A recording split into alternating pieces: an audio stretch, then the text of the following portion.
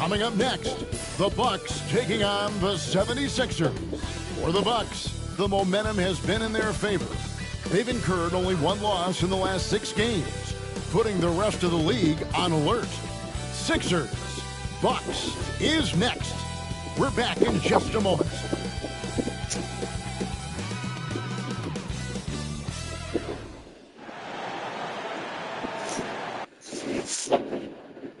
Welcome in, everyone. The NBA Cup has reached the knockout stage. Tonight, it's a quarterfinal in the East. I'm Kevin Harlan. With me tonight, Greg Anthony and Richard Jefferson. And reporting from the sidelines all game long, we've got David Aldridge.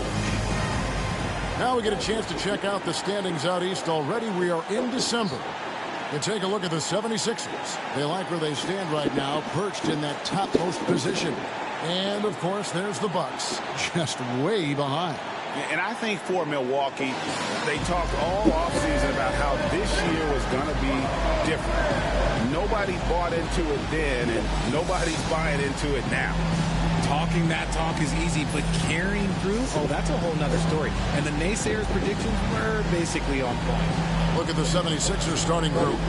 And for the Bucks, Collins is out there with Maxwell. Then it's Brooks. Then it's Payne. And this...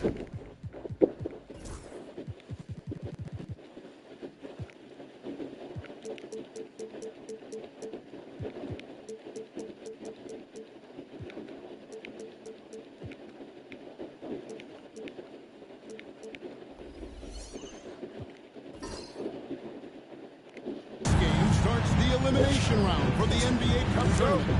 All teams won their respective groups, but only one can advance. Yeah, this tourney can kind of sneak up on you. Suddenly, the intensity is much higher, and so are the stakes. Now, here's Payne. Here's Collins. Got him with the pump fake, but couldn't finish.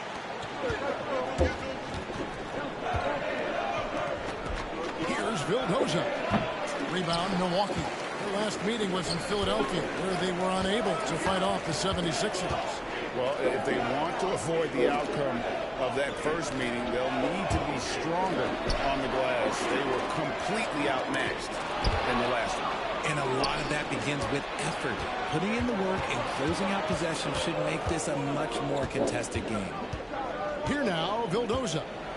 A 29-point game for him in the win against Chicago. Not to mention the rim protection he provided, credited with 2 blocks, and you know that he altered a few more.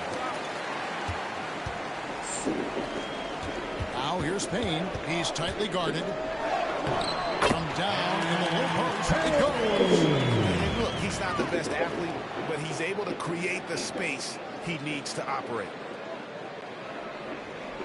Here now, Vildoza. He's one of the most resourceful scorers you'll ever see. He's generating an average of around 33.5 points a game. I'd like to see him a bit more efficient. He has not been great this quarter.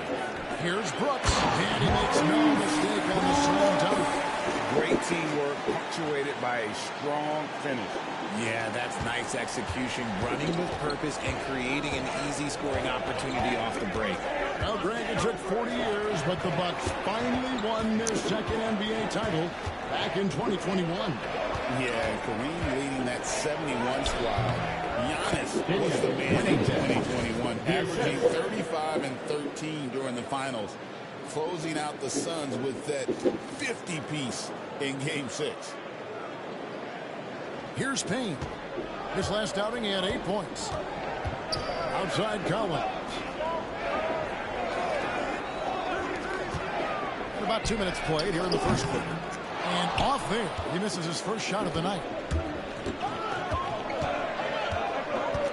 Here now, Vildoza. He's guarded by Maxwell. And out of bounds as the Bucks gain possession. And just a fantastic run of games for him. A look at the Eastern Conference Player of the Week. He's been absolutely electric for his team. The way he's been able to finish plays and just take a hold of the offense at that off-guard spot is more than deserving of recognition. Bucks have gone 2 for 4 from the field so far. Outside Collins. Offline with his three. So for the 76ers, their last game, a win against the Bulls. Here's Haynes. And the shot is long. And he's very confident from that range, but he can't make them all. Down low. Here's Brooks. Nice pass. Right into the rack perfectly for the layup. Brooks has got his second bucket of the night.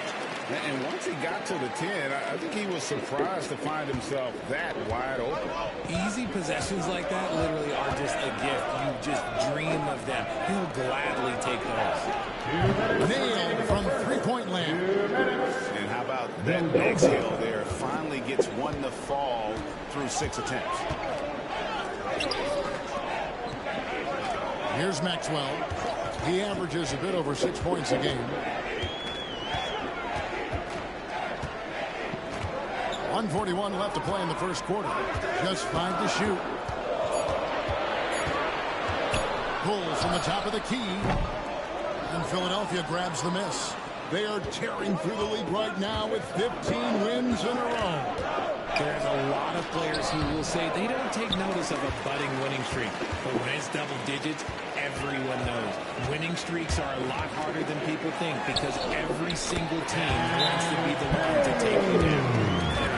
Job here early of establishing an inside presence. And it's Nick Nurse calling timeout here. He wants to make some adjustments to the game plan. Both teams will make substitutions.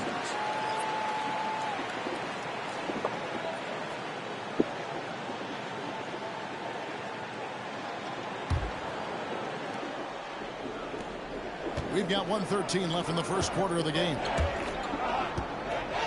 Pennington passes to Fields. Here's Vildoza, and he uses the glass on the lane. Vildoza's got 5 now. Well, that's one way he can finish, but far from the only way he gets it done. He's got all kinds of tricks up his sleeve. Milwaukee has gone 0 of 2 from deep here. Dampier, the pass to Sutton.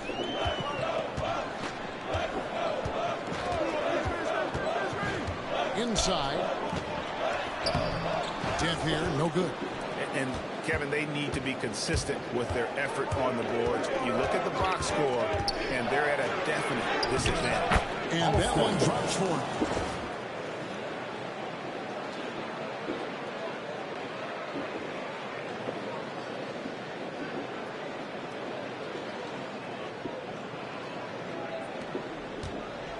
For Milwaukee, they've gone 4 for 9 from the field to start this game off. 24 seconds left to play in the first quarter. Now in the scoring column with that bucket.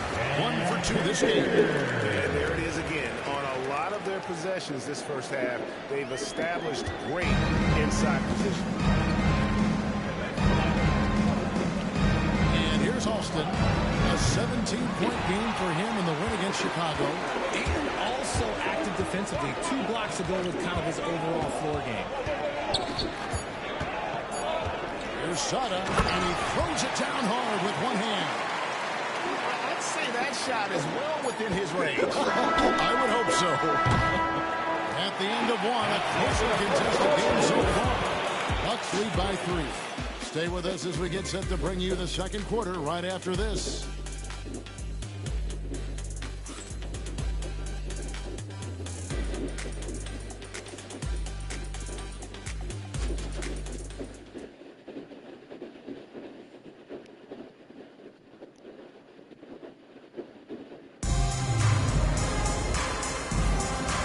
Just tuning in, it's been a pretty even game through the first quarter. When you consider how the Bucks are doing, what do you guys think? Well, they used the fast break to generate some easy buckets before the defense could get set. In this league, it is so hard scoring in the half court, so you have to run every time you get the opportunity. They've got Maxwell. And Pierre is out there with Maxwell. And it's Hendricks in at the 4 spot. That's the 5 on the floor for the Bucks. Sinks the three-pointer. 5 points in the game. And what kind of defense was that? You can't give up wide open threes like that. What are you doing? Here now, Vildoza. He's guarded by Maxwell. Bucks leading by 6. Hendricks passes to Dampier, and he jams it with authority. Nice play. You can see they're gathering momentum. Yeah, but they can't relax. They've got to keep building on this lead because it is not safe. Here now, Vildoza. He's got 5. Alston kicks to Jackson. Charity strike shot. And it's wide right. It's off the rim. Bucks shooting extremely well. 62% of the night to this point. Pass to Dampier. Here's Maxwell. He has yet to score. And that 3-ball is good. And they are starting to pull away here as the shots continue to fall. Yeah, the D is looking helpless to stop them right now. They're doing whatever they want to do on offense. And after this quarterfinal round of the NBA Cup, the final 3 games will all be played on a neutral floor. And that's what makes this one so important. If you can make it to the semis, it's wide open. Whoever wins this game has a great shot to take home the trophy. Maxwell against Jackson. Maxwell's shot is no good. So for the 76ers, their last game, a win against the Bulls in Chicago. And really showed their depth when they needed it most. On the road, having to manufacture points. The bench production was huge, no doubt. A testament to how well prepared this coaching staff is for the 76ers game. Nick Nurse calling timeout here. And coach has decided they need a moment to talk things over. Well, we've got a moment now to see this year's three-point contest and how it's shaping up. Let's take a look at some of the top candidates emerging as we see here some players who are likely to make the final cut. Not too shabby of shooters on this list, Kevin. You gotta love the advancement and really the evolution of the three-point shot in today's game. There are a few players ahead of him in the voting, but if he holds on to his spot at number 5 on that list, he'll have a place in the three-point contest waiting for him. And if anything, I bet he moves up the list. I mean, how could you not have this fella taking part in this contest? He'll be there. And it's going to be an exciting showcase this year. Some incredible shooters, that's for certain. We'll keep you updated as we find out more. Yeah, I think we're in for a real treat. I think the increased importance of the three-point shot in today's game has really shined a light on the talent, precision, and really the wow factor of how these guys can drill the long ball.